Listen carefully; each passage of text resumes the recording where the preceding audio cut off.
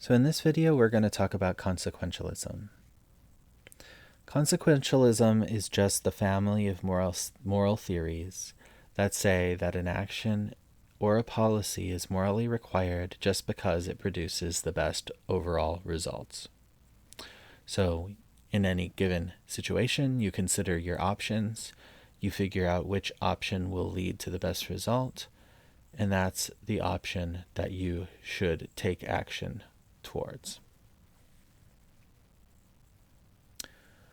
So, one famous version of consequentialism is utilitarianism, which is a version of consequentialism that focuses on overall well being.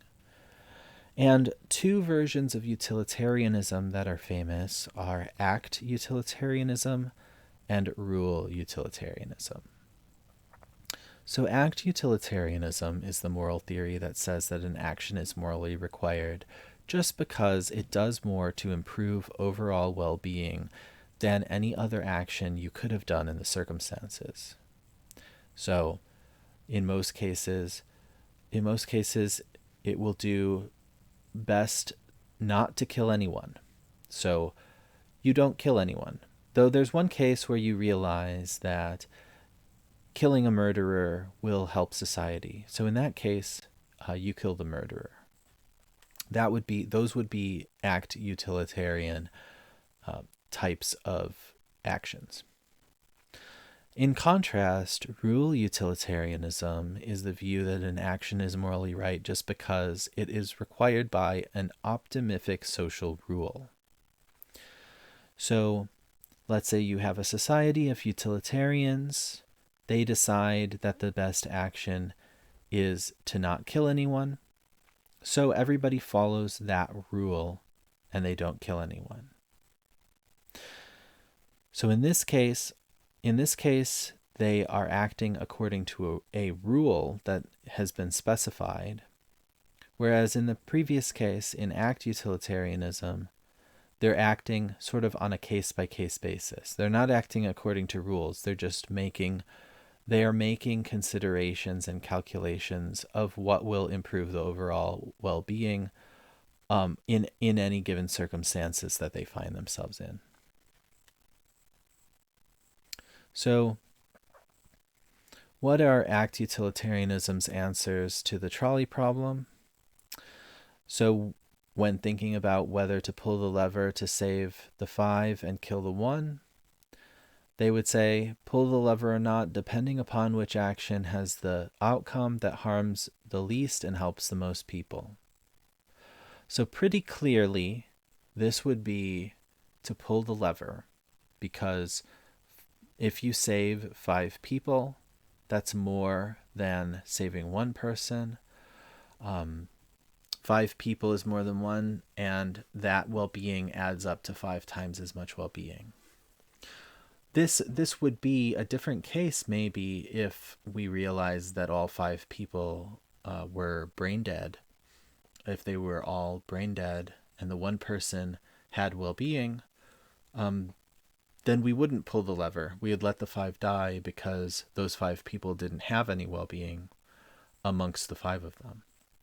But assuming that all the people are equal, presumably we would save the 5. So what are some advantages of act utilitarianism? So one advantage is that it's impartial, a doctrine of impartiality. What does that mean? It means that essentially you're going to treat all people equal according to their ability to be in a state of well-being. So in the trolley problem we just discussed, we're weighing all 6 of those people equally because we assume that all of them are able to be happy in the same degree. Now, that wouldn't be true if some of them were happier than others. If some of them had more potential than others, we might be obligated under act utilitarianism to save the people that would be the most well off, that would have the most well-being. Though that's still a kind of partiality, because Rather than treating people as units, we're just treating well-being as units. So this person's not equal to the others because they have more well-being than the others. But the well-being is equal. So a unit of my well-being is equal to a unit of your well-being, right? Utilitarianism also has the ability to justify our basic moral beliefs. So for instance, a moral belief like thou shalt not kill, that seems like a pretty good rule to follow if you're a utilitarian. In almost all cases, you don't want to kill people because that would reduce the amount of well-being in the world. So utilitarian's good to the extent that it's consistent with these beliefs. Utilitarian also has the ability to advise about how to resolve moral conflicts. So as we saw in the trolley problem, utilitarians can give a fairly straightforward, plausible answer to that. And that's resolving the conflict of the choice, right? It's telling you one option is in fact better than the other. Utilitarianism is also a doctrine that provides great moral flexibility. So if you're a utilitarian, the only rule you follow is the principle of utility, which is to say, maximize well-being and minimize ill-being, right? That's the only rule you follow. But everything else, everything you do, it could be very flexible. You could kill people or not kill people, depending upon whether or not that would create more well-being or not. It's not like you just never kill anyone ever. It's more like, well, you usually don't, depending, but there's some exceptions. Also, utilitarianism insists that all persons are members of the moral community. So it's not as though we're excluding anyone from being considered in the trolley problem. All 6 of those people on the tracks are being considered, and utilitarianism would insist that we consider all of them because we're trying to increase overall well-being, and that means considering everyone who has well-being in our calculations. So what are some disadvantages? So the first 2 disadvantages relate to demandingness. So utilitarianism seems to be a very demanding theory, asking us to be constantly benevolent, always deliberate with an eye to doing what's optimific. So basically, to be a good act utilitarian, you would have to be calculating all the time, like constantly calculating to try to figure out whether or not what you're doing is the best possible thing you could be doing. It's also demanding in another way, which is that it seems to require extreme self-sacrifice. So let's say you switch the trolley problem around, you put yourself on the track, so it's 5 people versus you, and you have to throw the switch one way or another. Do you sacrifice yourself or do you sacrifice the 5? Now, the utilitarian has to say that you sacrifice yourself and save the 5. Even though it is yourself, you are just one person. You're not 5 people. So you shouldn't be thinking that in terms of self-interest. You should be thinking in terms of self-sacrifice.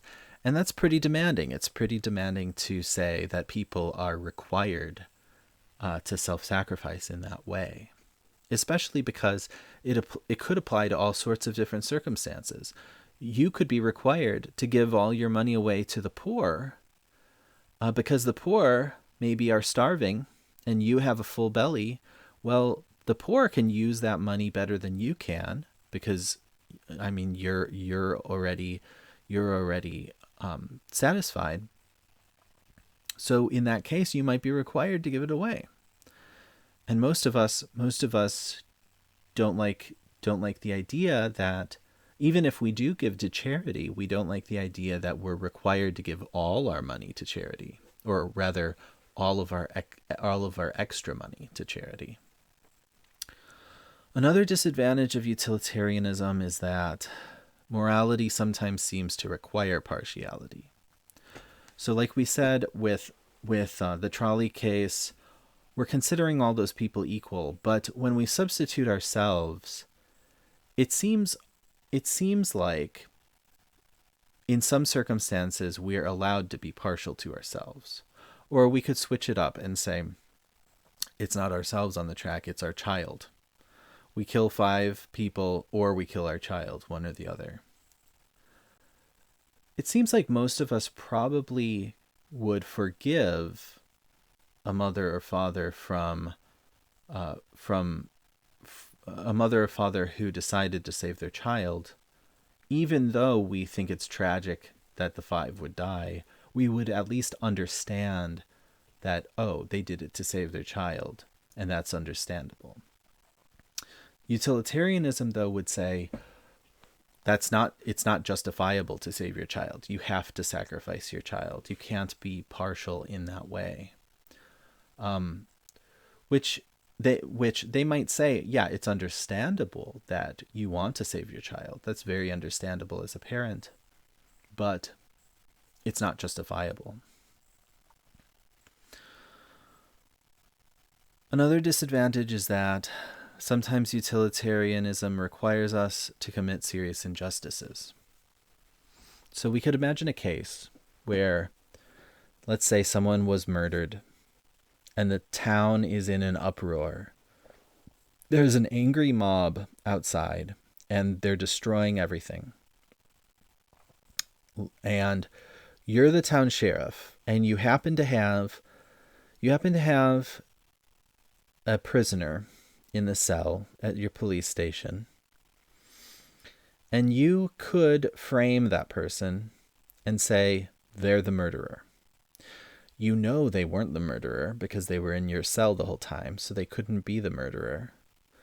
But if you framed them and therefore found a murderer and told the mob that you found the murderer, then the mob would go home and stop destroying things.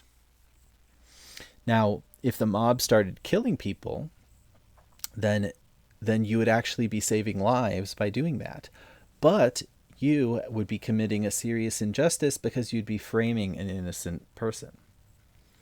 Utilitarianism would say that you should frame that person. You absolutely should, because you're potentially saving lives, saving millions of dollars in damages.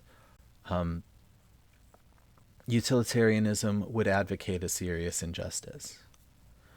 So that seems like a problem for utilitarianism because that's counterintuitive to what we normally think. We normally think that we shouldn't be committing injustices like that. That seems like not the moral thing to do, but utilitarianism says that it is. So now let's turn to rule utilitarianism, which is slightly different, and let's see what answers it gives to trolley problems. So rule utilitarianism would say, pull the lever or not according to a rule that has the outcome that harms the least and helps the most in the majority of similar such situations. So the only thing that's different about this is that you're considering the rule rather than the case by case. So the rule might say something like, if you can save more people, do the action that saves more people. So that would give you a pretty clear answer to the trolley problem. You should flip the switch to save the 5 and kill the 1. And that rule is probably going to be a good rule to follow in similar situations. So it's not like there are lots of people that get run over by trolleys, but that rule seems to apply across a wide variety of situations where people have to choose between some people dying and some people living. A good example of this in general is the example of triage in hospitals. So, in every hospital, they have limited resources, and that means that they're always in a state of having to decide who gets health care first. So if a bunch of emergency cases come in at the same time and they're all life-threatening, then the doctors have to make those considerations, and they're basically exactly like trolley considerations in that they could be saying something like, well, we'll operate on these 5 people first and save that one person till last. And that could result in the one person dying, because the 5 people might get healthcare first, that last person might die. So a rule like that, adopted by society, could apply in a lot of these kinds of cases, and so that would apply to the trolley case, and usually that rule would be the right rule to follow in such cases. So what are some advantages of utilitarianism? So like with act utilitarianism, rule utilitarianism supports our belief in impartiality, but rule utilitarianism also allows for some ability to be partial. So because we're adopting the rule that benefits in most cases, that rule could be a partial rule. So let's say it causes great benefit to take care of your own child. So you adopt the rule that in all cases you take care of your own child. That's a rule that's partial, but it also might be close to the best outcome. Of course, there are going to be cases where taking care of your child is not the best thing to do. Maybe you're taking care of your child and it causes you to neglect something that could have helped more people. But because we're rule utilitarians, we allow for this, because we say that you are just following the rule that's true in most cases. It just happened to not be true in this case, but that's okay because you would have been right in most other cases. So that's one advantage of rule utilitarianism. Another advantage is that it agrees with our notions of justice and almost always defends policies that are just. So in the example where you're the sheriff and you're framing the criminal, an act utilitarian would say that you should frame the criminal, but a rule utilitarian would probably say that you shouldn't. And the reason why is because the rule utilitarian would probably adopt the rule that in the majority of cases it's harmful to frame people. Because they adopt this rule that's in the majority of cases, they apply it even in this one case where the mob is outside the sheriff's department. And in this one case, it wouldn't be the best outcome to apply the rule, but you still apply the rule as the sheriff, as a rule utilitarian, because in the majority of other cases, it would have been the best outcome. So that's an example where the rule utilitarian departs from the act utilitarian. The act utilitarian is still doing the best outcome, the action with the best outcome. The rule utilitarian is doing a slightly different thing. They're applying the rule that in most cases is the best outcome, even though in this case it's not the best outcome. And that's why we're able to still do the thing that we consider to be justice, because we're not framing the person. That's the thing to do that is not an injustice. So we're allowed to do that, and we're allowed to not do the injustice because we're a rule utilitarian. The main disadvantage of rule utilitarianism is that it doesn't seem to actually be utilitarianism. The idea is that we may obey moral rules even when we know that breaking them would yield better results, but that's irrational. So the irrationality comes from a seeming inconsistency. So if you're a utilitarian, you believe that you should do the best outcome, the action that provides the best outcome. But if you're a rule utilitarian, then you know that sometimes your rule will not be the action that provides the best outcome. So on the one hand, you want the best outcome because you're a utilitarian, but because you're following the rule, you're not going for the best outcome. So it's an inconsistency.